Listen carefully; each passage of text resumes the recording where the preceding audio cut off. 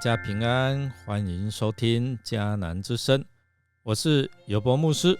今天2月10号，我们要分享的是一步步陷入自己的网罗。我们要读以斯帖记5章14节，只有1节。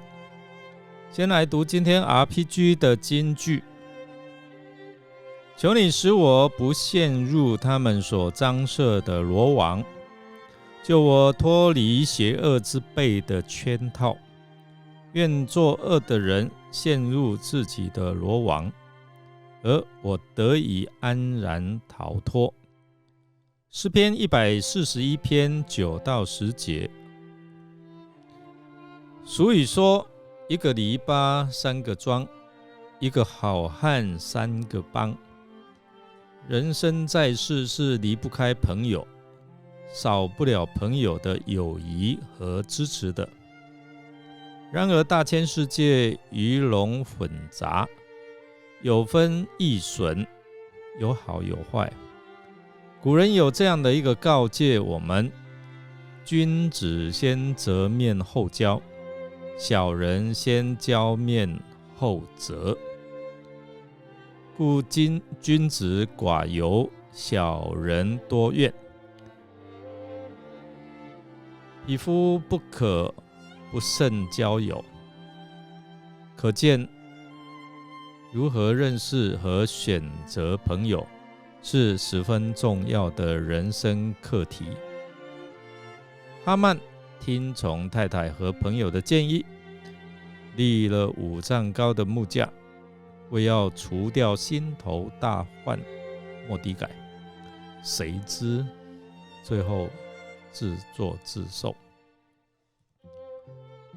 所以我们来看哈曼，他虽然拥有一切财富尊荣，却不能够容纳区区一个末底改，让愤怒邪恶夺去他的快乐，也因着愤怒产生杀人的动机。当哈曼参加王后宴席回家之后，我们昨天有提到，他便招聚了朋友妻儿，分享心中的喜怒心情。哈曼的好朋友和妻子听完哈曼的叙述，竟然是建议哈曼要立一个5丈高的木架，准备将末底改活活的挂在木架上处死，这样他就可以欢欢喜喜的。可见他们也与哈曼一样，是专横与骄傲的愚昧人。这个木架5丈高，大约22.5米，在今天来讲有6、7层楼高。制造如此高的木架，可见哈曼对末底改的仇恨是多么深。他要把仇人末底改吊死在上面，让全城的人都轻易可以看得见，也让他们知道，这就是与王的宠臣哈曼为敌的下场。显然形势对末底改极其不利。圣经对妻子的命定是要成为丈夫的帮助者，是要帮助丈夫能够听从上帝。对朋友也要求也是铁磨铁，磨出刃来，朋友相感也是如此。在箴言27章的17节，陈明朋友间互相砥砺的好处。我们在日常生活中也常常可以体会到，与朋友一同学习切磋，可以加速学习进展。这个经文就是这样的一个提醒。但可惜哈曼的妻子没有发挥上帝给他的功能，做丈夫真正的帮助者，使他能够离开仇恨，反而去加强他报复的心。而在她的丈夫忧忧闷闷蒙着头急忙回到家中，他不但没有安慰他，反而有一点落井下石的去点出大势已去的凶兆。而这一些所谓的智慧人的朋友，也不是真正的智慧人。在以斯帖记6章13节有提到，反而是一个愚昧人哦。在箴言13章20节就提到，在哈曼骄横之时，不能够劝诫他；在他感到哀伤与被羞辱之时，没有安慰他，帮助他，反而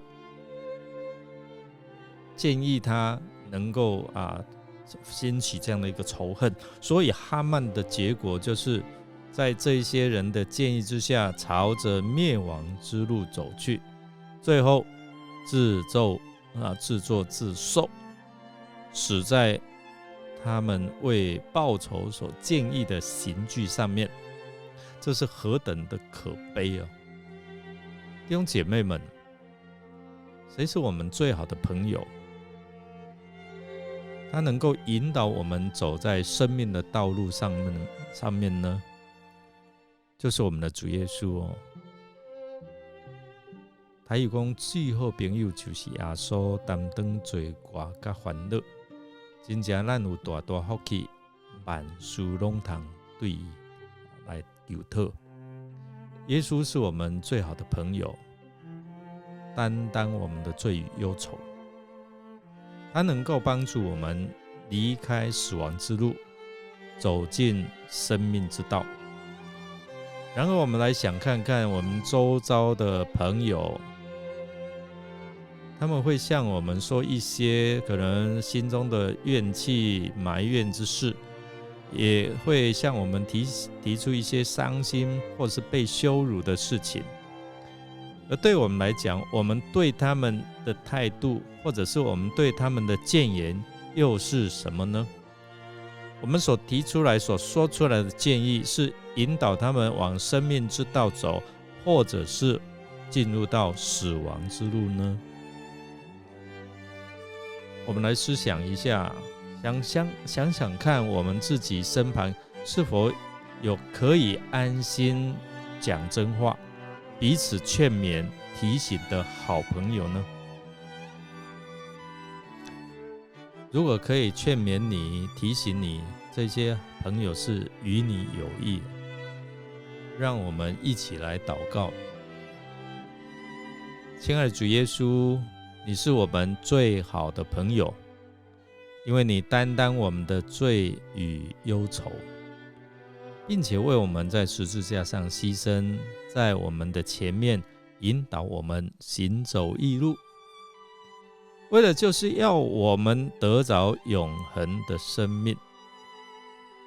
主啊，我们恳求你帮助我们成为有智慧的人，好叫我们可以分辨谁是可以帮助我们来经历主你的同在、你的赐福。求你也保守我们能够成为别人的祝福，不叫我们把人引到灭亡之路。谢谢主垂听我们的祷告，我们这样祷告是奉靠主耶稣基督的圣名求，阿们。